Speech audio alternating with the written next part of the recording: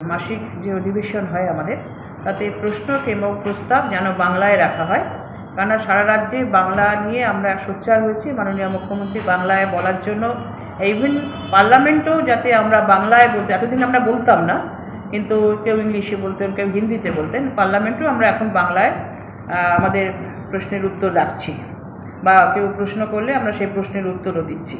সুতরাং এক্ষেত্রেও আমাদের অধিবেশনেও যাতে বাংলায় সবাই প্রশ্নের উত্তর দিতে পারে এবং সবাই রাখতে পারে, এবং যারা উত্তর দেবেন মাননীয় মেয়র এবং যারা এমআইসিরা উত্তর দেন তারাও যাতে বাংলায় উত্তর দেন, তার জন্য আমরা একটা অলরেডি নির্দেশ দেওয়া হচ্ছে আজকের অধিবেশন থেকে, এবং আগামী দিন আমাদের যে হোয়াটসঅ্যাপ গ্রুপ আছে সেখানেও আমরা এই নির্দেশ পালন করার জন্য আমরা সার্কুলার পাঠাবো। ওই সংশ্লিষ্ট কাউন্সিলরকেও নিশ্চয়ই বলে দিয়েছেন? যে সবাইকেই বলে দেওয়া হয়েছে, সুতরাং সবাই সেটা মেনটেন করবে।